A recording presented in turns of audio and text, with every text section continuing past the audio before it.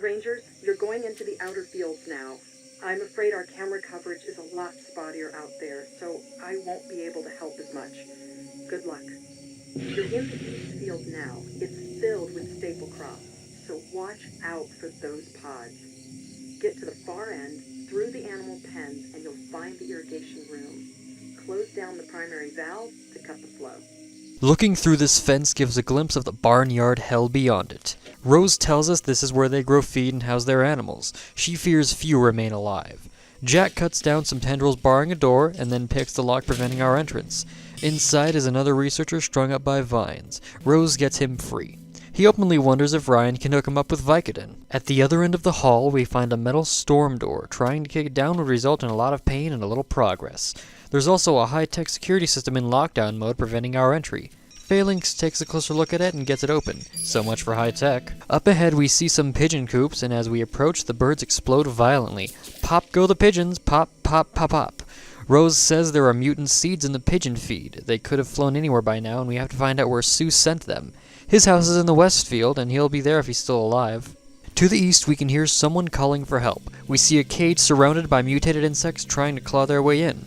It looks like they were hoping this statue would double as a scarecrow. It doesn't look like they got what they wanted.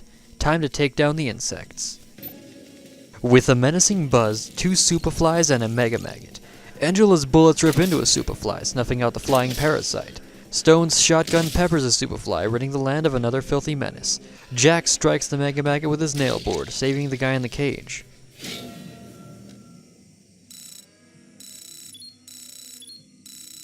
Rose tells us this is Dr. Larson's assistant Ryan. Inside we see a man ruddy and baby-faced. This terrified researcher stands amid a pile of animal corpses, seemingly shell-shocked. He clutches a wallet photograph of a woman. "You must be the Rangers Matt said were coming. I'm Ryan. I work for Dr. Larson in the infirmary. Thanks for saving me. Is it safe to leave?"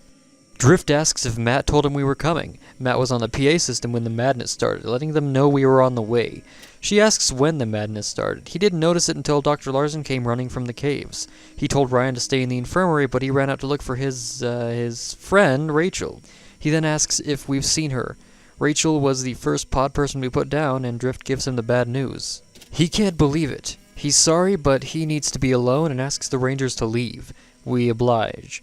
On the way out, we see another tied-up researcher, which Rose frees. This pasture has been overrun with vegetation. We can hear things moving through the undergrowth. In the distance, we can hear a lot of mooing, so we go to check it out. As we near the pens, we see a group of giant rabbits attacking the cows. Before letting the entire herd die, we make our presence known. 6 giant rabbits perk up their ears as they notice us. Angela screams as she hits a rabbit, putting it out of its misery. Another rabbit is peppered with buckshot, sending it to the black rabbit of Inlay. Phalanx lucks out as a round of his SMG barrage strikes a rabbit's vital area.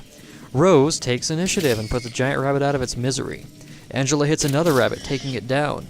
Taking careful aim, Drift pegs the last rabbit, terminating its unnatural life.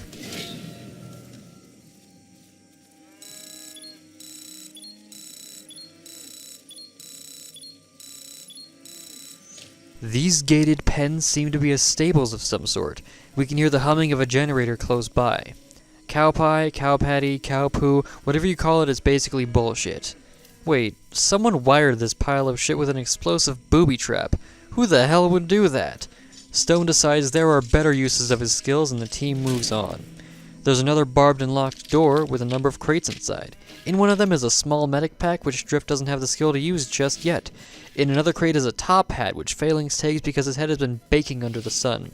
Stone says he looks kinda silly with the hat on, but Phalanx ignores it. We head north. A sign above this door reads irrigation control. From inside we hear the low hum of insects and the muffled moans of men and women dying. Smothering both sounds, a thunderous torrent of water rushes through massive pipes. At the foot of the door we can read the words "Don't Trust" written in blood. The man that apparently wrote it lies dead at their feet.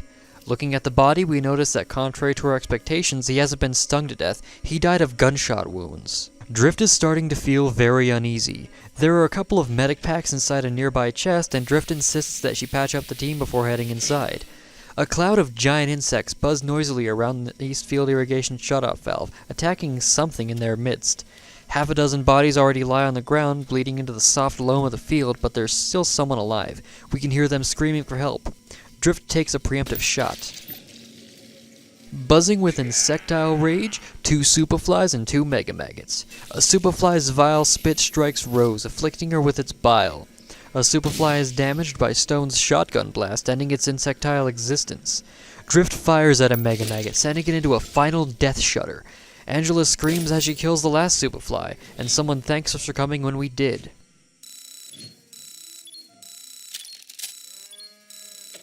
There is a bright, straight-line gouge in the threading of the valve wheel, like someone had been trying to saw it off with a hacksaw. Whatever killed these people, they died violently. They are ragged and bloody.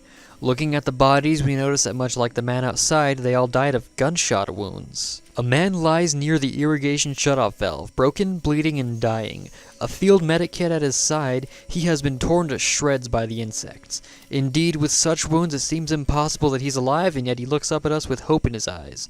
Seriously, there is no way this guy should be alive. There is more blood outside of him than inside. We don't know what's keeping him conscious. Drift eyes him warily and tells the team to step back, but Rose wants to talk with him. This is Dr. Larson. After he and Rose have a conversation, he turns to us. You are Rangers, aren't you? Of course you are. I'd recognize those stars anywhere. Then please, talk to me before you try to turn off the irrigation shutoff valve. There are steps you must take.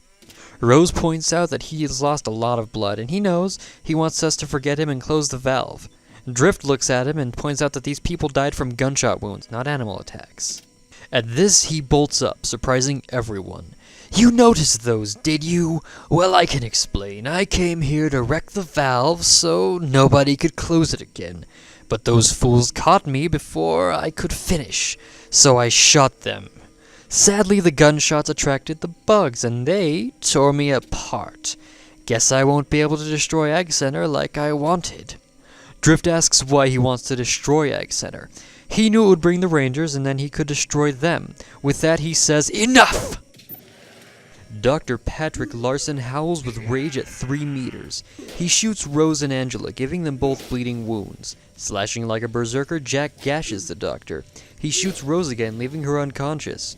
Drift fires a bullet into Larson, giving him a bleeding wound as well. Phalanx strikes him with herbicide. Angela screams as she hits Dr. Larson, putting him down for good. My God, we saw everything on the monitors from up here. I can't believe Patrick was... Jesus. Thank you, Rangers. Thank you for ferreting out that bastard. But we can't dwell on that. We've still got plenty to do. First, close the valve on the wall behind you. Then head back to the basement and use the computer to open the airlock to the west ventilation tunnel. The compressors in that field are firing out of control. Find some way to regulate the generator running the irrigation pump, and we might actually get this thing under control. In a flash of blue-white fire, Larson exploded, sending blood, viscera, and bone shrapnel everywhere. We've never seen an explosion that color before. Drift finds a midnight special handgun on him along with some ammo and medic packs. The valve is fully open. Touching the wheel, Drift can feel the tainted nutrient mixture throbbing through the pipes. She pulls hard and closes the valve tightly until no more contaminated fluid flows through. Drift patches up the team. There isn't much left of Dr. Larson, but picking through the viscera and dismembered limbs, we note that the utter disintegration of his ribcage suggests that the bomb that blew him to smithereens was located near his heart. We start heading back to the central basement ladder. It seems that while we were taking on the good doctor, a number of pod people made their way to the field. The team is in no condition to handle them after what we just went through, so we try to sneak by. And fail. An unknown number of pod people push through the foliage. Instead of trying to fight them, everyone makes a beeline for the exit. When we near the barn, we form a defensive perimeter, except for Jack, who isn't equipped to handle these enemies. Stone takes down the first pod person. Rose hits the second one, dropping it like a stone. Drift hits the third, causing it to explode in a rain of bloody shrapnel. Stone peppers the fourth, wondering how many more they'll have to deal with. Phalanx terminates the fifth one. It looks like they're clear for now.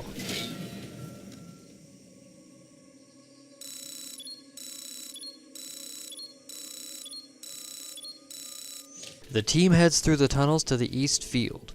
Before going up, they radio in to give an update. This time, Drift, Jack, and Rose receive promotions. Drift wants to be a better field medic. Jack wants to get better use out of that nail board, and he wants to be more perceptive.